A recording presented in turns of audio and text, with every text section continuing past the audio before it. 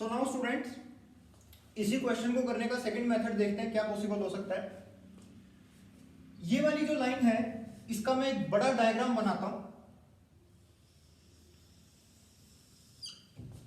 Suppose ये line है और यहां कहीं पे मान लेते हैं ये हमारा पॉइंट है 1,2।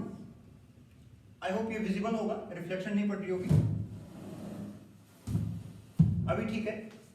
सो स्टूडेंट्स 1,2 और ये लाइन है x + y = 4। एक बात हमको पता है कि अगर इस लाइन का स्लोप -1 है और अगर x एक्सिस मान लेते हैं कहीं यहां से जा रहा है तो ये वाला एंगल 135 डिग्री होगा। This angle is 135 degree. Automatically this remaining angle is 45 degree. This is the x axis. Now students, इससे हमको इस लाइन के ऊपर √6/3 वाले डिस्टेंस पॉइंट फाइंड आउट करना। देखो, according to the question situation कुछ ऐसी है कि ये जो 1,2 है इससे हमको √6/3 डिस्टेंस वाले दो पॉइंट्स इस लाइन पर मिल सकते हैं। इस मेथड में भी अगर आप इसमें अल्फा की वैल्यू सॉल्व करके फाइंड आउट करते तो आपको अल्फा की दो वैल्यूज मिलती। यानी ऐसे दो पॉइंट्स पॉसिबल हैं जो इससे √6/3 डिस्टेंस पर हो। अल्फा की दो वैल्यूज मिलती, एम की भी कोरस्पॉन्डिंग दो वैल्यूज मिलती, दोनों ही आंसर करेक्ट है, दोनों को ही रखना है। तो इसीलिए मैंने डायग्राम में ऐसा बनाया है कि आपको यहां से दो जगह, दो डायरेक्शंस में ये कंडीशन सेटिस्फाई होने वाली लाइन मिलेगी। ओके, सो स्टूडेंट्स यहां से ये डिस्टेंस है √6/3 और ये डिस्टेंस भी है √6/3। अब हमको फाइंड आउट करना है कि ये जो डॉटेड लाइन है इनका स्लोप कितना है। इस डॉटेड लाइन का स्लोप हमको बताना है। This is dotted line number 1, this is dotted line number 2। Direction बतानी है, मतलब डॉटेड लाइन का स्लोप बताना है। इसमें भी डॉटेड लाइन का स्लोप बताना था। ड्रॉ मैंने एक ही डॉटेड लाइन करी थी, लेकिन दो डॉटेड लाइन पॉसिबल है ऐसे।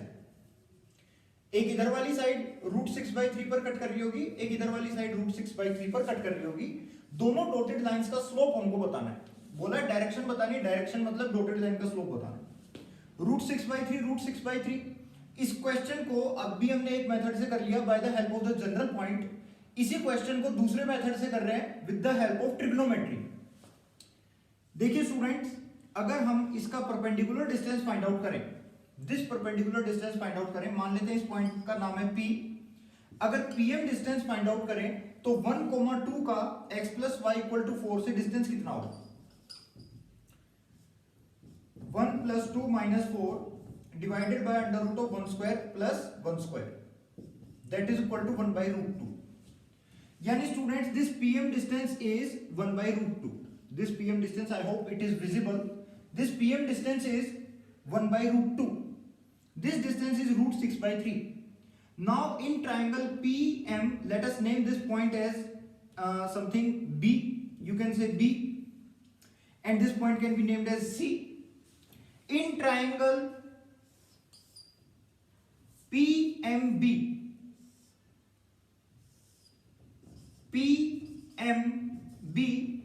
this angle is 90 degree. मैं इसको थोड़ा और इधर से बताता हूँ।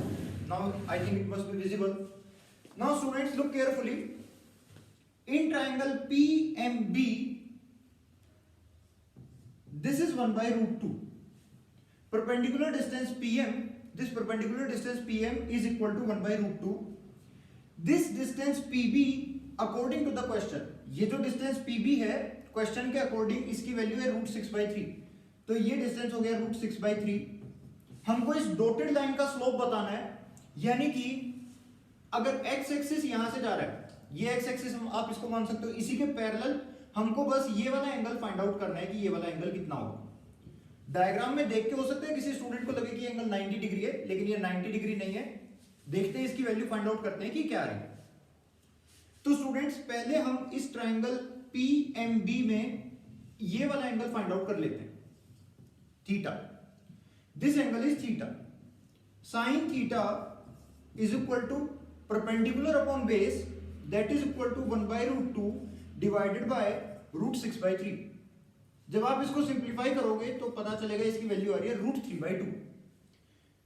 इस ट्रायंगल में साइन थीटा की वैल्यू आ रही है √3/2, इसका मतलब थीटा की वैल्यू है 60 डिग्री, यानी ये जो एंगल है थीटा, इस एंगल की वैल्यू है 60 डिग्री।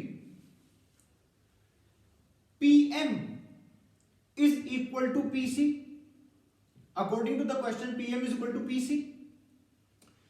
PM इज, इन दोनों ट्रायंगल में PM कॉमन है, this angle is 90 degree, this angle is 90 degree, this triangle is congruent to that triangle. Triangle PMC is congruent to triangle PMB by right angle, hypotenuse, side congruency. Therefore this angle is also equal to 60 degree. I repeat, triangle PMC और triangle PMB RHS congruency से congruent triangles हो गए हैं, तो अगर ये angle 60 degree है तो ये एंगल भी 60 डिग्री होगा। फाइंड आउट हमको करना है ये वाला एंगल, और हमारे पास ये इंफॉर्मेशन है कि ये एंगल 45 डिग्री है। अगर ये 45 डिग्री है तो ये कोरोस्पोंडिंग एंगल ये भी हो गया 45 degree. 45 degree and 60 degree, this is 45 degree and this is 60 degree. ये एंगल फाइंड आउट करना है, तो मान लेते हैं इस एंगल की वैल्यू समथिंग अल्फा आ रही होगी, या बीटा मान लो, beta 60 degree plus beta plus 45 degree is equal to 180 degree. 60 plus 45 हो गया 105 degree, so therefore beta is equal to 180 degree minus 105 degree, beta is equal to 75 degree. Okay, तो ये जो लाइन है, ये जो डॉटेड लाइन है, इसका स्लोप कितना आ रहा है 10 बीटा, यानी 10 75 डिग्री। क्वेश्चन में हमसे लाइन की डायरेक्शन पूछी थी, डायरेक्शन का ये मतलब है हमको स्लोप बताना। स्लोप आ गया 10 75 degree. Now what is the value of 10 75 degree? 75 को लिख सकते हैं 45 डिग्री प्लस 30 डिग्री। 75 डिग्री को लिख सकते हैं 45 डिग्री प्लस 30 डिग्री। जब आप इसको सिंप्लीफाई करोगे तो इसकी वैल्यू आ जाएगी √3 + 1 अपॉन √3 - 1। तो आंसर है √3 + 1 अपॉन √3 - 1। इस वाली लाइन का एंगल फाइंड आउट करना है एक्स एक्सिस के साथ, तो बड़ा ही आसान है।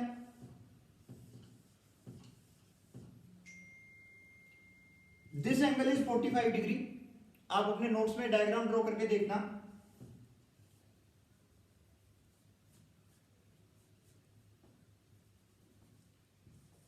दिस एंगल इज 45 डिग्री, ये 45 डिग्री है, तो ये बचा हुआ एंगल हो गया 15 डिग्री। तो दो आंसर आएंगे, पहला आंसर 10 75 डिग्री, दूसरा आंसर आएगा 10 15 डिग्री।